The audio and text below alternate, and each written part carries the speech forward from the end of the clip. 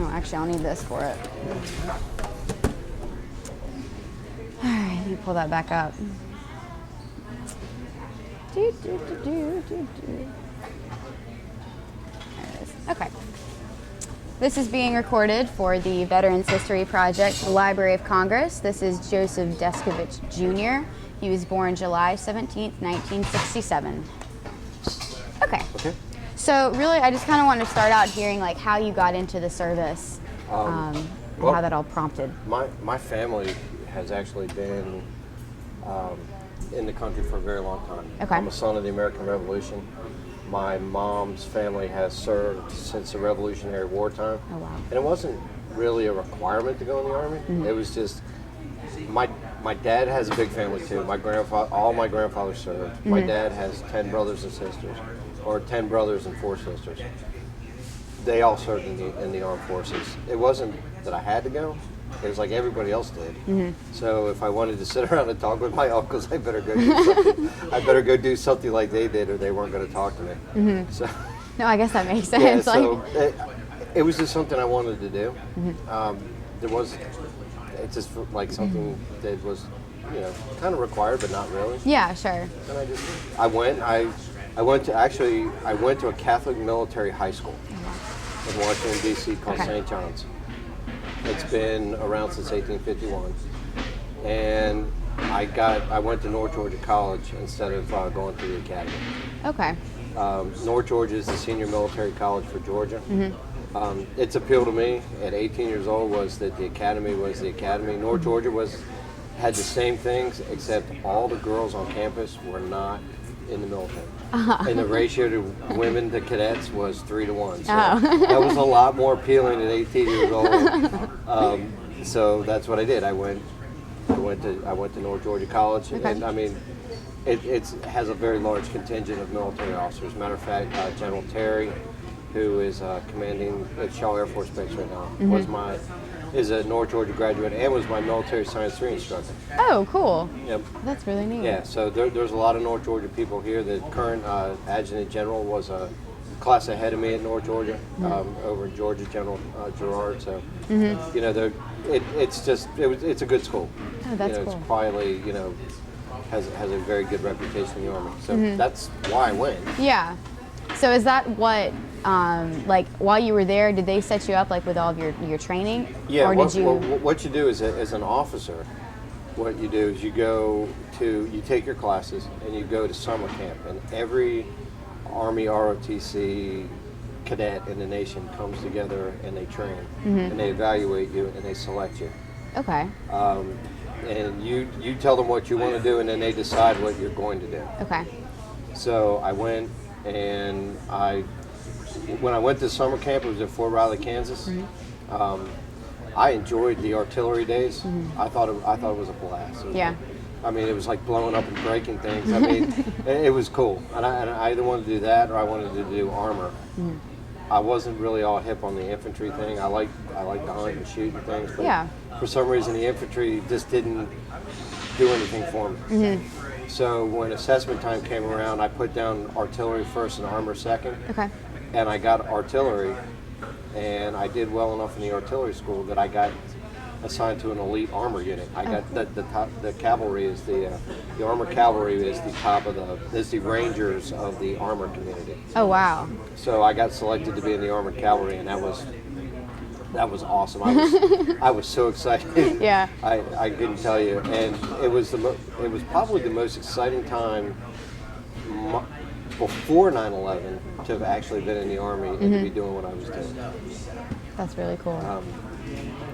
My first 2 years in the Army were unbelievable. I graduated in June 3rd, 1989, and the walls were starting to come down. Yeah. Tiananmen Square was happening. We were in Disney. I graduated college and we went to Disney, and we were watching Tiananmen Square on the thing. And my grandfather was like, "You need to be that guy. My grandfather specifically called out the guy that almost got run over by the tank. Yeah. Tiananmen Square. He said, "Your world is going to change." I went to the artillery school and learned all my stuff. And my first assignment was to the cavalry, and our job was to patrol the east-west German border all the time. 24 hours a day, 7 days a week. And the day before I got there was the day the wall came down. Really? That's incredible. In the HAL battery, I was assigned to the howitzer battery. It was my primary unit in the squadron. And the squadron is basically a battalion. It's a little bit bigger than a battalion. Okay. And a battalion is 3 infantry companies and a headquarters company. An Armored Cavalry squadron is 3 ground cavalry scout troops, 1 tank company, 1 howitzer battery. It's a little bit bigger. It has a lot more firepower to it. Okay. But I mean, our job is to go out in front and screen and fight. So I walked in. My boss said, "Do you know what's going on?" I'm like, "I just came off of leave. I'd done 6 months of school. I'd done 2 weeks of leave. I wanted to get to Germany before Christmas because everybody said, get to Germany before Christmas. It'll be so much fun." So I'm like, so I took almost no leave. Kind of said, "Bye, Mom. I'm going to Germany." Yeah, sure. And my boss said, "Do you know what's going on?" I'm like, "I had." There was no internet, so I was like, Sure, yeah. Sort of. He throws me this book, Sam White, says, "Read this book. There's a lot of problems on the border tonight. I've never seen this before. You need to know this." Lieutenant Gothard, Jim Gothard, who's a good friend of mine, Yeah. who's over in, works for GE now, he's like, "He's going to quiz you on this stuff. You're going to lead a patrol." Okay. Okay, great. Yeah, super. Yeah. So I get up there. We railhead up. I'm like 6 months. I'm not even 6 months out of college. I'm like, okay, I kind of got this. Oh my gosh. You're a lieutenant, so you have to at least pretend. Sure. Yes. Exactly. Fake your confidence. Yeah. So I met my platoon sergeant. He was an old Vietnam vet. I had never seen hunting and stuff, but I'd never seen live military ammunition off the range. Sure. And so he's like, "Here's your rifle, live ammo." Goes over the rules of engagement with me. Jim Gothard quizzes me on being a patrol leader. I'm out on the trace. And like 50,000 Germans just like bum rushed us over the fence. They were all partying and excited. It was the first time I ever realized, and I didn't realize it till later. Those people were so excited that we were there, and they had lived behind a fence, and it didn't hit me till later why those people were so excited. Sure. But it got to the point where they had to pull us back off the border because it was just getting too wild. The Germans were just ecstatic. So we did a number of those border patrols from the end of '89 all the way through to we stopped doing our last border patrol. We stopped doing our last border patrol in September of '90 because the German reunification. And I was actually in our squadron operations center that night, and so I was the last officer to have an active border patrol and turn the border over at midnight for reunification. It was a big honor. I'd done a good job. Cool. My boss said, "It's reunification night, and you're the squadron operation officer." I was back in Bamberg because we didn't have anybody actually on the patrol on the border. And he was like, and so when they call, you get to hand the border over to the Corps, and the Corps is going to hand it to them because it's a big deal. Yeah, absolutely. So I got, I was like, hey, yeah, this feeling is awesome. Good. Yeah. Yeah, I'm doing a good job. The boss is letting me do it. What I didn't realize is that later that night I had to go police all the drunks up downtown, because they were. Sure. That was another really poignant night of my life because at 11 o'clock that night, right after reunification, I was actually a little bit after midnight, they told all the GIs they had to go home, but they wanted us to go down in the square in Bamberg. And Bamberg's a very old city, in a big marketplace, and I had never actually seen Nazis before. Yeah. And there were old Wehrmacht. You know the Wehrmacht. Yes. Right? That's the German Nazi army, not Yes. the Bundeswehr, the current German army. Okay. There were actually old Wehrmacht soldiers Wow. and Germans in the square, and it was very dark and it was very creepy. And I was like, okay, because I had this big honor early in the evening. Yeah, surely, and then all of a sudden. And then as soon as that was over, I had to transition to what's called the staff duty officer. So, because I was already up in the SOC in the Squadron Operations Center. Okay. So, I had to transition, and I was a little freaked out. I'll be telling you, I had never, you know what I'm saying? Yeah. Your whole life you hear German, Nazis, you're in Germany, whatever. you know it's there, you know what I'm saying?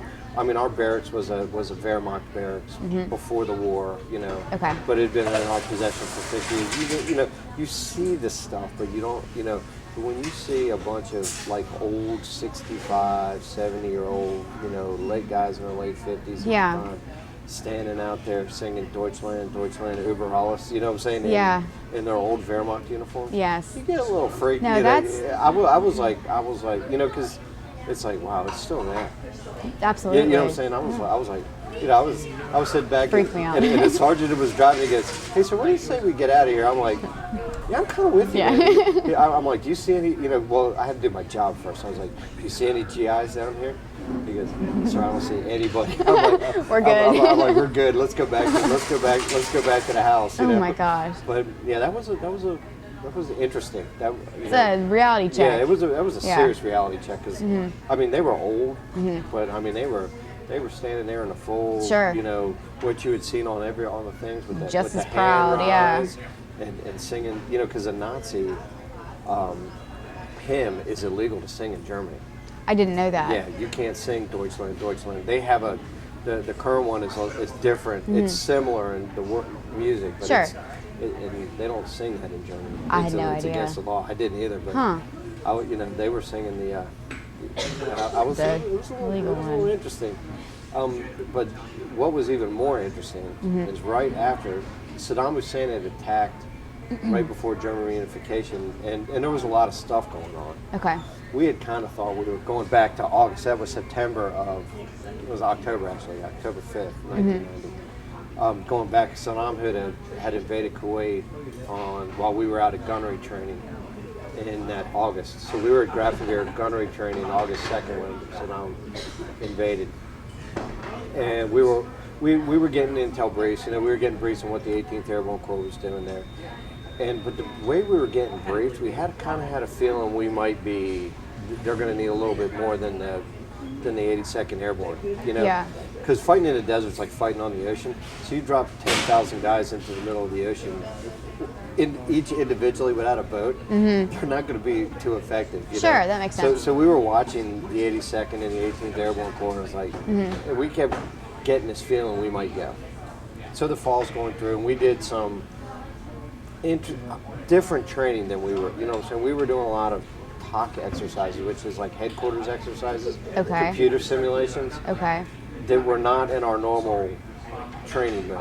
And we Okay. were doing a bunch of them. So we were all kind of scratching our head like, why are we okay, doing yeah. this? Because the border was down. They weren't sure what to do with us. President Bush had talked about drawing down troops from Europe. You know, there's reunification, so you don't need to, we're not running our 24-hour operations on the border, you know, ready to go. But we're doing all these TOC exercises. I mean, like weekly. I mean, we're going, you know, the soldiers are doing this with the sergeants and all the officers. And so we're starting to scratch our head throughout the fall. Yeah. And then November 9th, which was funny, was because the wall came down November 9th, 1989. November 9th, 1990, Okay. we had an officer party. We were just, you know, we had all gone out and had a big old throwdown. It was a Thursday night, and we weren't working Friday because it was Veterans Day. Okay. Or at least we thought we weren't working because it was Veterans Day. Sure. So we actually ended the party pretty early. It was like 11 o'clock at night. And got in bed, turned on the AFN, because we didn't have TV really. I mean, I went like 3 years without watching TV, which is really weird. To think about, yeah. But so it's 1989. I turn on the radio and I hear Dick Cheney is. I mean, we had no idea this was coming. I mean, we had a feeling something was coming, and he announced that he's taking the 7th Corps from Germany to support the 18th Airborne Corps in Iraq, and went down the list of units, and ours was the first in there. It was like, whoa. Okay, so I called my boss up. I'm like, hey, you know, called Sam White, my captain. Said, what's going on, sir? He goes, I have no idea. I just heard the same thing you did. Oh, wow. He goes, I'll call you back. About 2 hours later. At this point, it was like, we were a little tipsy. Me and my roommate. Well, sure. Yeah. You didn't think you were. At the time, it was Chuck Carell, who was in Fox Troop. Andy hadn't joined us yet. Because Andy was my roommate, too. Okay. And so we're like instantly sober. Yeah, I'm it's sure. Like, it's like, Okay. Yeah. It's like going to war. I mean, but not like going to war like excited. It's kind of like going to war like getting drafted in the NFL. It's not, Okay, you know yeah. what I'm saying? It's not, ooh, I'm going to war and gonna, you know, it's like getting a call to come to the major leagues. It's like, yeah, we're gonna go play. Yeah. We got called to the show. You Yeah. know? So we're pretty amped up. Boss calls back and said, okay, he's like regular work day tomorrow, PT, and then after PT we'll have a meeting, but just regular work day tomorrow. Yeah. Okay, Yes, sir, got it. That ain't no regular work. You know what I'm Yeah. saying? we just got the call to the show. You know what I'm saying? We're going to the biggest circus in town. Sure. So it's not really a regular work day, but it was like, okay, so you know, PT, you know, sweat out all alcohol, all that stuff. You know, go in, meet with the boss, and he says, okay, you know, gives us the lay down. The vehicles are going to go, and like we're going to take them up to Bremerhaven, and we're going to go. Okay. Unfortunately, at that point, the honor that I had on the other one didn't necessarily correlate to the not so great honor I had this time because I was the junior officer. I had to take the equipment down to Saudi Arabia on the boat, and then I had to fly back. Oh. And meet with the rest of my platoon, and then fly back down to Saudi Arabia back. And so the next morning, Saturday morning, the squadron commander wanted to have a meeting. Go in, have a meeting, da da da. And there were guys I guess he didn't want going to combat with him. So that was the firing day. Yeah, that's kind of. That's how I met Andy Kilgore because one of the guys in one of the guys in our troop got like a. No, Scotty got moved. Somebody else got moved. Yeah, sure. Scotty got moved from second platoon. Scotty went over to Fox Group. And so we had an open tank platoon, and then so what they did is they had the pick of all the other lieutenants, good lieutenants, that didn't that were in unison, weren't deploying. So Andy was like the top of his. He was one of the best tank second lieutenants. I think he was in Panzer Barracks 1st Infantry Division. So he came up to Ghost Troop and got. So for him, that was like seriously like moving into. That's like getting a call from AA ball up the plane into major Yeah, leagues. absolutely. You know what I'm saying? Because I mean, we always had a mission. You know. So that's how I met Andy, and he had no place to live, so he lived with me and Chuck. Oh, well, that's nice. Yeah. So and then Andy went on to do great things. Yeah. But so Andy came in on that big firing day. So I had to ride the boat down to Algebal from Bremerhaven, and going through the North Sea and everything in the early winter is not a fun trip. Why is that? Was the 2019 of the longest days of my entire life. We're on this big giant ship and this is going up. And I mean, no. There's a reason I was not in the Navy. I don't like deep water. I don't like big. I mean, I'm okay on a Carnival cruise. Yeah, sure. This was not a Carnival No. cruise.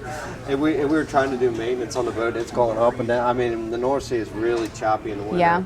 You know, lots of storms. It was 19 days of just pure hell. Oh, God. Except for the day we went through the Suez Canal and went into the port of Alexandria. Yeah? That was awesome cool. You know, because it would go into Egypt, you're going into the Suez Canal. Yeah. You get to go, you know, you feel like you're floating on top of the desert. Yeah, sure, I got sure. to see the pyramids of Giza out in the distance. That's cool. That was the only day that I was like, man, I'm glad Like, I'm on this yeah, boat. exactly. All the other days. Yeah, Yeah. all the other days, like, nope. So I had a contingent of NCOs with me that, you know, mechanics and stuff. I was just there to make sure nobody fell off the boat. I mean, it wasn't like, you know, I'm the captain of the ship. Yeah, you know, sure. I'm just some peon making sure that everybody that got on the boat gets off the boat, yeah. and all the tanks and Bradley fighting vehicles and howitzers make it safely to the other end. Yeah. You know, so I can report back and say it's all there. Yep. So we got there right before Thanksgiving, like the Saturday before Thanksgiving. I flew back to Germany, and then they wanted to let us have Thanksgiving with the families in Germany. So we had Thanksgiving, and then that Friday we went down to the Nuremberg. Okay. Out of the airport, flew out to the desert, got into the desert, picked up our equipment off the boat because it was already there, painted it, and drove out. And see, we didn't get to stay around in the rear with the gear. We got sent out to the open desert. Oh wow. We were like south of the Iraqi, Saudi border, Kuwaiti border. Left of a place called Wadi Albertine, which was this big sort of valley, dried up kind of river valley thing that they thought was going to be the main attack route. So we were on to the left-hand side. Okay. And then as the winter went along and Desert Storm turned into Desert Shield, everybody was filling in behind us because our job was to screen. So if the Iraqis did attack, we could hold them, because we'd done that in Germany. That's what our job was in Germany if the Soviets attacked. Sure. Was to hold them from coming across the border. Okay. But as over time we kept moving west, moving west, and moving west. And then the actual ground war for Desert Storm started on the 24th of February, 91. But we were already about 100 kilometers into Iraq when the actual ground war was announced. We busted through the border and we led that big sweep through Iraq into Kuwait. Okay. And it was there that we fought the 73 Eastern Battle. Wow. We slammed smack into the Talakana division.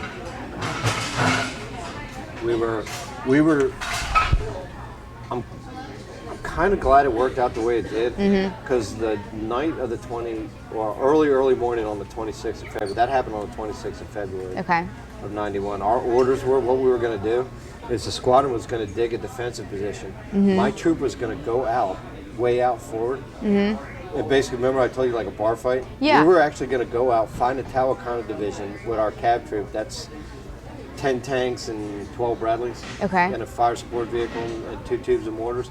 We were going to get them to chase us. Oh, gosh. And they were going to run through the defensive position where the other 2 ground troops, the tank company and a Howe battery, were going to destroy them. And that was like 2 o'clock in the morning because I had, the whole time that part of it I didn't sleep. Yeah, I'm sure. I was sitting in the back of I was sitting outside the track, but the door was closed at night. And it was like 2 in the morning. And I was smoking a cigarette and drinking coffee and trying to get my, Yeah, sure. Everybody smokes in combat. I don't care what they say. It's the only thing to keep you moderately calm. But my RTO, Chris Harvey, came out and said, hey, so you need to get on the radio because this is insane. Yeah. And so I'm like, okay. He goes, Lieutenant Mecca. He goes, Lieutenant Mecca's on the horn. And so, I could have walked over and talked to John, but I was like, all right. So I'm listening. And Harvey's like, are they crazy? Are they insane? I'm like, Harvey, get out. Yeah. You're not gonna let them. I'm like, Harvey, what do you mean I'm not gonna let them do it? I'm a lieutenant, man, and we're gonna do what we're doing. He goes, we're gonna make the best of this. He's like, I'm like, get out. Yeah. So, fortunately, that was the order until about 7 o'clock in the morning. Okay. Apparently, somewhere in the rear, General Schwarzkopf, the rest of the Corps was way behind us. Okay. We had gone way too far out, so we were kind of all by ourselves. And General Schwarzkopf wanted the Corps to catch up. Okay. But instead of stopping us, what he did is he just said, okay, just put the squadrons online, put the 3 ground squadrons online, troops online, and go. And just push forward. So that's what we did. And about noon that day, a horrible sandstorm erupted. And we couldn't see our thermals and everything. Sure, yeah. But we kept moving really slowly, and all of a sudden, bam, slammed right into the Talakana division. Now, an Armored Cavalry regiment is about 5,000 people. Okay. A division's about 20,000 people. Okay. So they're a lot bigger than we are. Absolutely. Much bigger. But we were better than that. They thought we were a unit of the 82nd Airborne. I don't know where they got that from. Well, yeah, I was about to say why. Well, because you got Bedouins running out that were working for the Iraqis, and they don't know what they're looking at. So they were looking at us, but they didn't realize that it was the 2nd Armored Cavalry and not the 82nd Airborne. So instead of rifles, they're running into tanks and Bradleys. Yeah, a little different. A little different. So the fight ensued. I mean, it's just, HR was a little bit ahead, and he got the first contact, and he cut a big sailing. And then we came up on the right-hand side. We got in a firefight with 2 brigades. Actually, it's more of a battle when it's 10,000 on. And there was 150 of us when we fought. about 6,000 guys in front of us. Jeez. Or so. It was 2 brigades. They said 2 brigades. 2 brigades is roughly 8 to 10,000. I don't know if they were full brigades, but we fought them for 12 hours. We lost 1 vehicle. We made an absolute mess of them. I can imagine. Had a lot of kills that night. 12 hours? 12 hours. It didn't seem like 12 hours. Sure. There was probably, I mean, if you were judging the cigarettes, it was 3 packs of cigarettes, which I've never smoked that much in my time. I think that's okay at that time, though. You know, we weren't even supposed to smoke in the vehicles, you know, but it was like, okay, I'm not worried about the vehicle catching on fire when dudes are shooting at me. But mentally, how do you keep yourself in check for 12 hours like that? I mean, was your training already prepare you, or is it just like in the moment? It's training. It's like being in it's like playing football. It's the way I explain to everybody. Everybody has an assignment on the football field. You don't think, you know what I'm saying? You're not like, oh, I'm going to hit this guy and I'm going to hurt. You know what I'm saying? You do your assignment, and you continue to do your assignment. You pay attention, and it didn't seem like 12 hours until we checked our watch. Sure, yeah. It was like, it was sandstorm and raining and light, then it was sandstorm and raining and dark, and then it cleared up, and then we were out of ammunition, and 1st Infantry Division was coming through. So, you know what I'm saying? You're not watching, okay, that was a minute. Yeah. Okay, that was too much, you know what I'm saying? Because, I mean, you're busy, you've got work to do. Everybody, you know, bad things happen when mistakes happen. Unfortunately for Sergeant Moeller, their track got what's called skyline. So if you come on the top of a hill and you sit a little bit on the top of a hill, they got skylined enough that one of the BMPs, because we were fighting on sort of a rolling hill, and so we were kind of behind the hill a little bit, so you couldn't see us as well.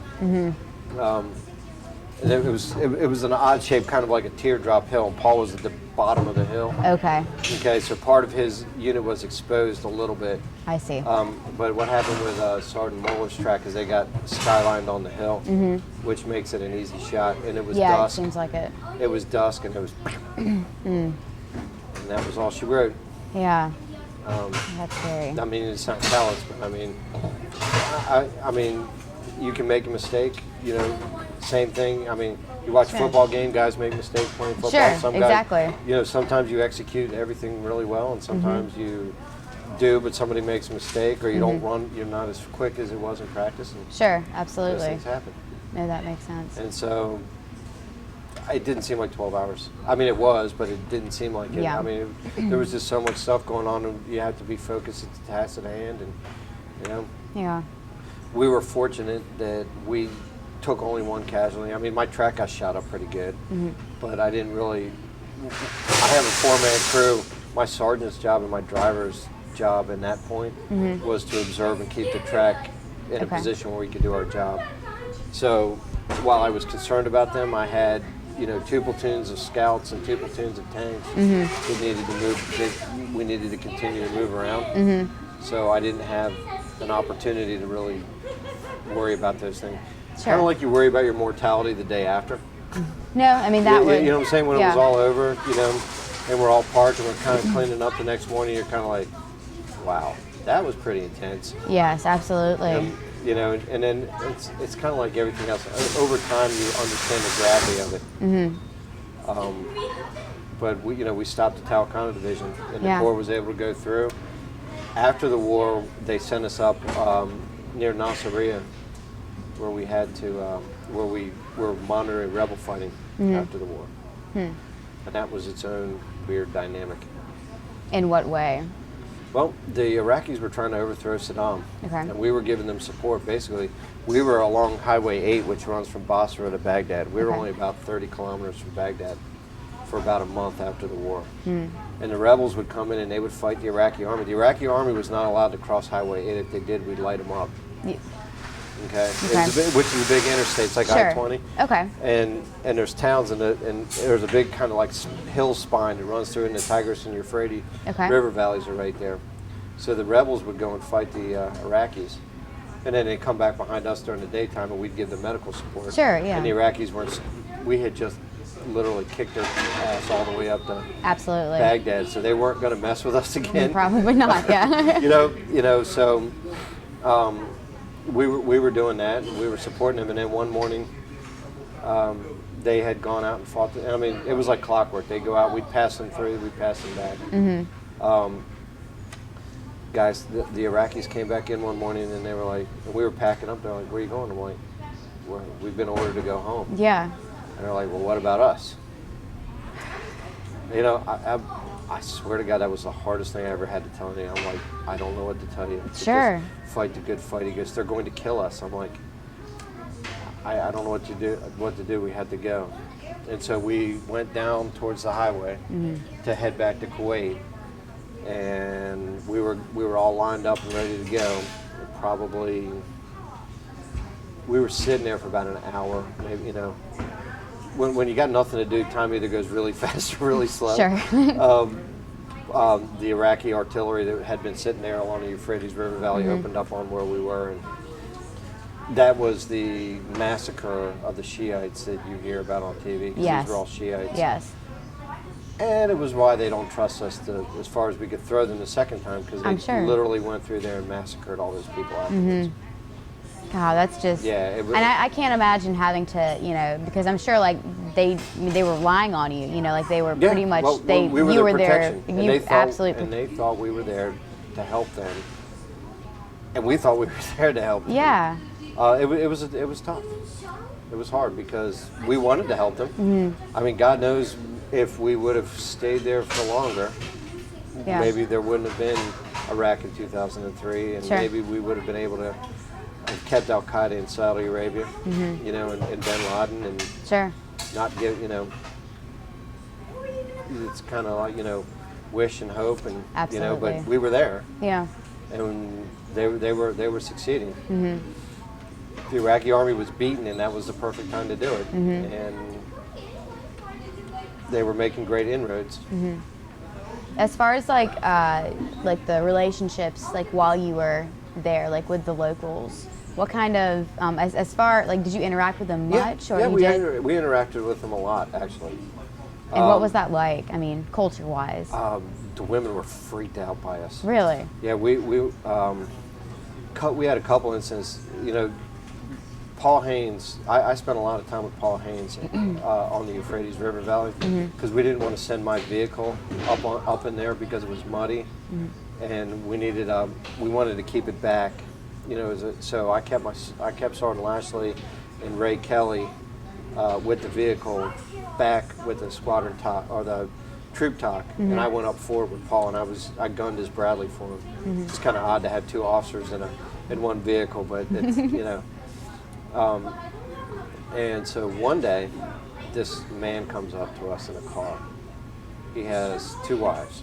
He has an older wife that's probably, I don't know, late 30s, early 40s, and a young wife that's probably early 20s. Well, the older wife had gotten her hands blown off, picking up a landmine. Oh, gosh. Well, both hands had gangrene running up her arms. It was awful. Well, the guy wanted us to fix his wife. And we couldn't. It just wasn't going to happen. What can you know what I'm saying? do? I mean, we weren't medics, but we were going to call in the medevac. So we told them, you know, we're going to call in to do the helicopters. You know, helicopters coming. You know? And the guy said, no, puts the woman in the car and drives away. Paul got just furious. I'm sure, yeah. And he's in a Bradley fighting vehicle, and the guy's in like a Chevy Caprice. It's like this 1970s Chevy Caprice on a dirt road, you know. And he's just driving away, and Paul's like, that ain't happening. No. He's like, get in the track. So we run this guy down in the Bradley, because he ain't going to outrun the Bradley. I mean, as fast as that car can go on the highway, it ain't going off-road like that. It ain't happening. Yeah. So Paul gets past him, turns around, rolls the turret in there, and takes the woman out of the vehicle. And calls the medevac. She ended up dying anyways. But oh gosh. He's like, it ain't happening. No, of course. At least. Yep. Yeah. So, the little kids are always, I mean, little kids anywhere are just adorable. Yeah. You know? And little kids, when they see a tank, they're like, oh, Like, it's so cool. You know, I yeah. mean, imagine you're hanging out in your house. You're 5, 6, 7, 8 years Yeah. old, and a tank shows up in your backyard. Yeah. You know, and a bunch of guys, you know, and they're just kind of, you know, doing their thing, and they're not paying much attention. But there's a tank in your backyard. That's the first thing you're going to do. Walk, you know, and then they start giving you stuff, you know, because we had the little chemical lights. You can give those to the kids, and food and MREs, and you know, they'd always come over. You know, the little kids were always fun. The women were terrified of us. I'll tell you one quick story on that. We the Iraqis, at least up near Nasiriyah and Al-Bata, we were actually outside the biblical city of Ur, which was cool. Yeah, that's. But they had like these mounds, like dirt mounds, and they had these little like shacks built into the sides of the mounds with these little doors. And the S2, who's the intel officer, wanted us to go check. We didn't know what they were. What they are is it's where the women go when they're menstruating. Oh, I've heard about that. Only read about it. No though. idea. Oh my gosh. Okay, so I'm with Paul. Paul's like, all right, look, I need you. He's like, you know, I got to stay out here, but S2 wants you to go down. You and Harvey and take Barney with you and check out one of these things. He goes, He goes, standard, you know, kick if you have to. Sure. You know, try not to.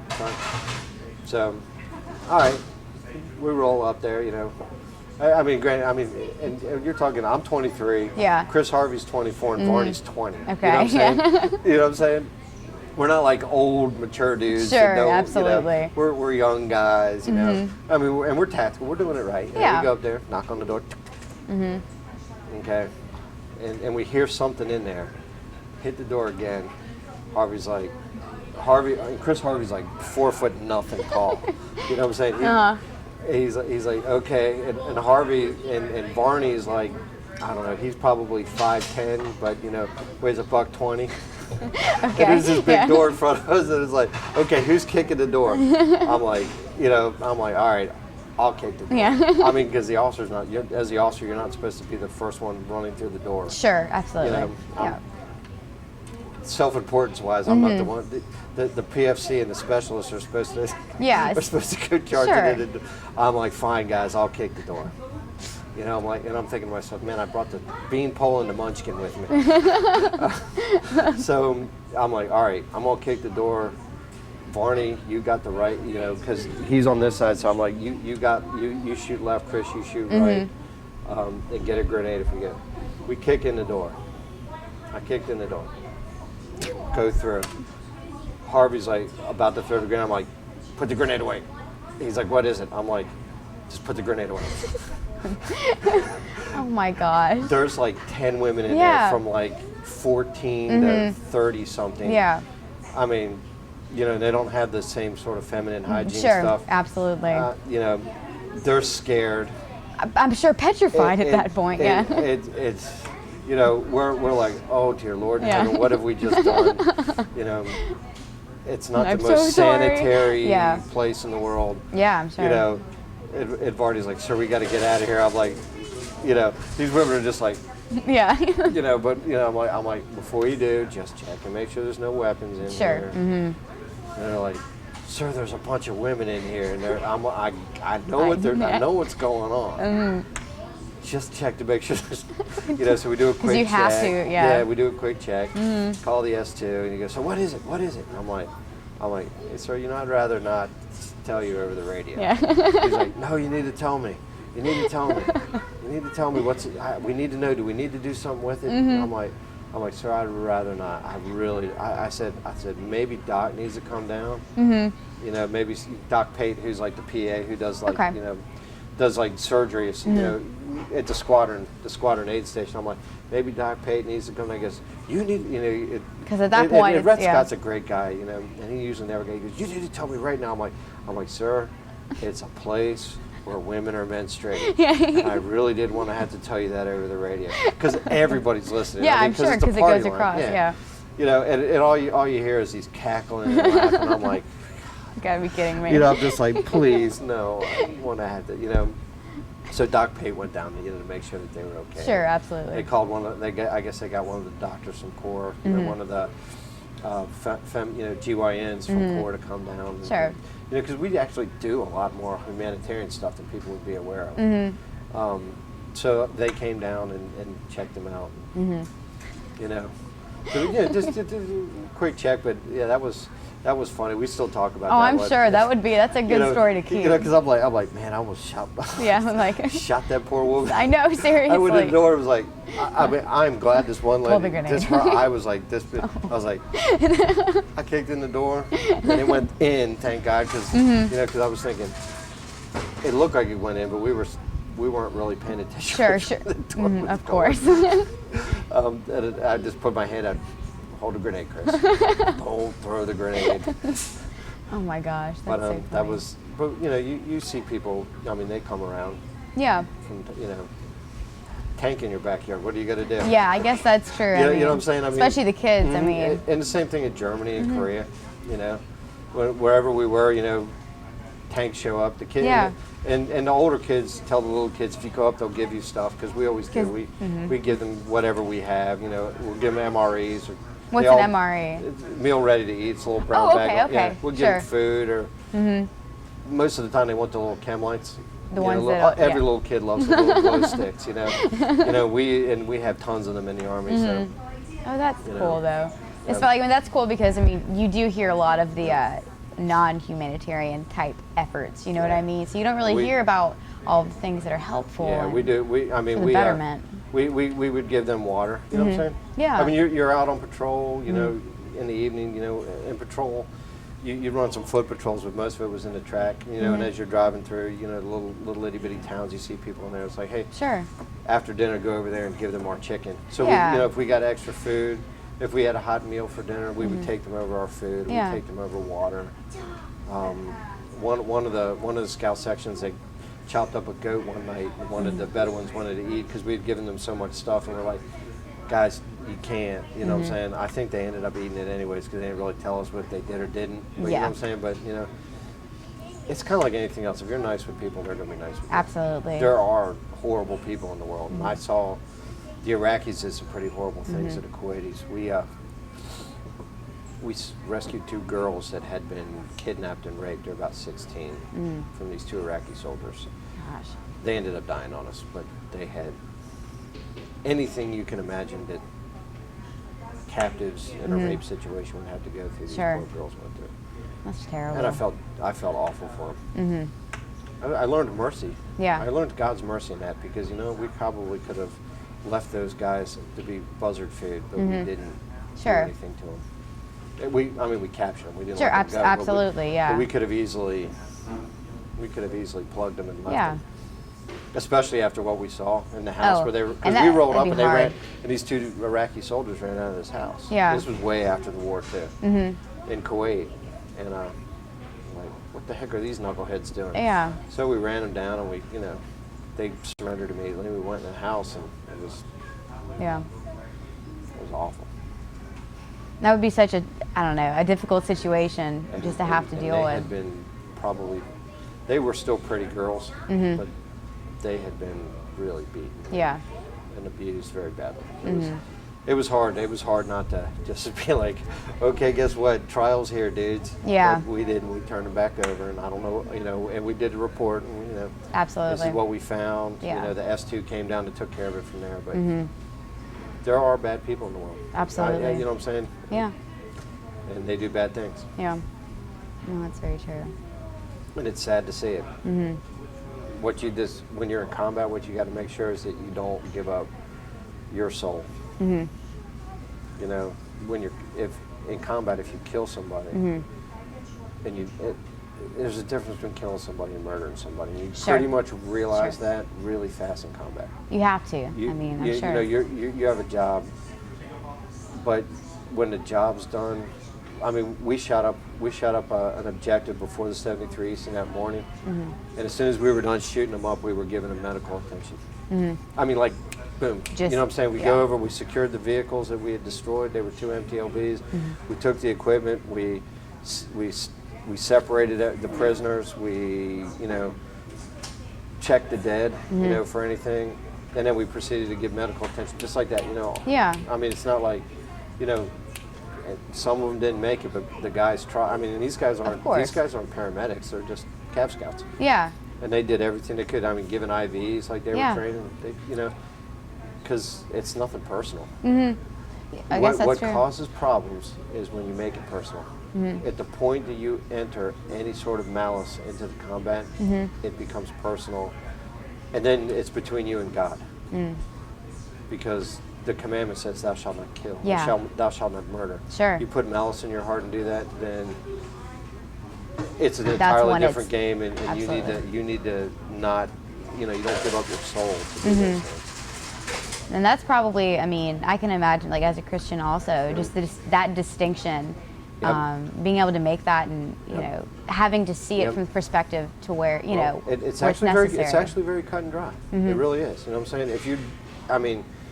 If you start having malice, and you have to, as an officer, you have to caution your guys. Don't make this personal. Sure. Don't cut off people's ears. As Americans, and it's not we have a long history of those sort of things from the times pre-America. With the Indians and everything, scalping people. They scalp people, we scalp people. Those things. A lot of it started out as personal. You know what I'm saying? And we have a long tradition of cutting people's ears off. It goes back to the native, fightings that we've had here in America. And you just don't do those things. And you got to tell the guys, don't do that. Don't make this personal, because it gets back. And then they'll do something personal to us, and then we'll do something personal to them. And that's how atrocities and horrible things. That's how you dehumanize people. Yeah. It's not dehumanizing when you first do it, but when you start making it personal, it's just like a football team. Some guys get in the huddle and they get all nuts. Yeah. And they want to hit, and and they're not that way off the field, but they get a little nutty in the huddle, and you're like, dude, calm down. Yeah. Do your assignment. Because don't blow your assignment because you're all hopped up. That makes sense. You don't cut. There's nobody throwing a flag, unfortunately. You have to throw the flag on yourself. The guy that cheap shot somebody on the football field starts a fight. You cut somebody's knees out, cheap shot. Grab their face mask. So there's rules to it. It's not personal, but you start making it personal, you get pissed off, you do something, it's very bad. Sure. You give up your soul at that point, because you're going to break one of God's commandments, and then you got to hope at that point, while you're in a state of mortal sin, that you have an opportunity to realize you did something bad. Yeah. So it does require good moral fiber. Yeah, a definitely. Good moral character, because it is easy when you have taken an objective and you've won a battle or won a fight. You pretty much do have total control over those guys. Yeah. It's like, wow. These guys will do whatever I tell them. They're beaten. Yeah. You have the rifles and they got nothing. Yeah. They are yours. And it requires good moral fiber, all times. And if you don't, and I had no intentions of losing my soul in combat at any time. I was raised a Catholic. I was raised a strict Catholic. And I had to go home. I was either going to be killed and go to God, or I was going to go home and face my parents. I didn't want to lose my soul on either end. No. You know what I'm saying? Because either way, I'm going to have to account to God and then account to not being the person my mother had raised me to be. So I don't know if the other folks you've talked to, but that's, and everybody I serve with and all those guys you saw in that greatest tank battles will tell you the same thing. We did what we did, and we occasionally we joke, we kill more people than most people have friends on their Facebook page. This sounds very callous, but you know what I'm saying. But we didn't give our souls up to do it. Sure. You know what I'm saying, and not we don't run around waving flags saying, look, Absolutely. Amongst ourselves we joke about that. Yes, but, I'm sure. Kind of, but we don't, we didn't murder anybody. Yes, and I like how you put it with separate, once malice is introduced into it. That's a really clear cut way to see it too. And it's very obvious when you're in those situations that the malice can occur, and it's very obvious if anybody's going to be malicious in what they're doing. Sure. first time somebody kicks a prisoner in the head, it's like you out. Yeah, you know what I'm you saying? don't I need mean, to be and you with have to be this. that disciplined. Sure. And that's where discipline is important in the Army. That's why it's driven in the Army. And when it doesn't have it, it becomes like those two guys with those two Kuwaiti teenage girls. You know what I'm saying? Yeah. There's no discipline, so they do whatever, and malice will run amok. Well, that So- makes sense. It's about as deep and philosophical as No, I can get I on the love whole it, thing, though. but- No, I but really that's- do. I mean, but that's really what it is. you Sure. know? And because people say, well, don't you? I sleep fine because I didn't do it. It wasn't. I didn't break any of God's rules. Absolutely. You know, I've broken other of God's rules, and I've atoned for those with God, Sure. but I didn't break that one. Yes. And I can go to my grave and sleep well at night knowing Yes. that I didn't break that rule. I didn't do anything with any sort of malice in my heart. That's I don't pretty really cool. hate those people. Yeah, absolutely. You know what I'm saying? I hate their government. Sure, I yeah. think the people that were running them were some of the most awful scum of the earth. And Yes. they did some horrible things, and that guy needed to be removed. And I had no compunctions or sadness for that guy when he was executed. And all of his sons and everything else and the horrible things they did to people because they're malicious people. Sure. But I sleep well at night because I don't worry because I didn't do anything wrong. Yeah. You know what I'm saying? Yeah, Because people absolutely. think that if you do that, you've done something wrong. Sure. No, I did my job. Yeah. I did that what the makes a lot American of people sense. asked me to do. Yeah. Oh, I like that a lot, actually. That's a really cool viewpoint, and that kind of helps me. I don't know, understand like the position of a good soldier also. Yeah. And there are hundreds of thousands of good soldiers, and they're doing that stuff in Iraq. And see, when they come back, that's the part that because people have the Hollywood sort of mentality. You're damaged. You're a murderer. You know what I'm saying? Yeah. I mean, they have these opinions of you, and you're like, I didn't do any of those things. Yeah, sure. Yeah, I dropped the hammer on some people, but I didn't do any of those things. Yeah. And on top of that, when I wasn't, you're not dropping a hammer on somebody the entire time. I mean, those things, they come and goes, and then when you're done, you help out the little people over here because that's who we are. We're Americans, and we really do, and it's hard sometimes to drive because everybody wants to see the psycho dude. You know what I'm saying? Everybody wants to see John Rambo freaking out in the cave going, yeah, I killed so many people and now I don't know what to do with myself. They love that guy, but most of the soldiers are just good people. They're your neighbors, and they come back good.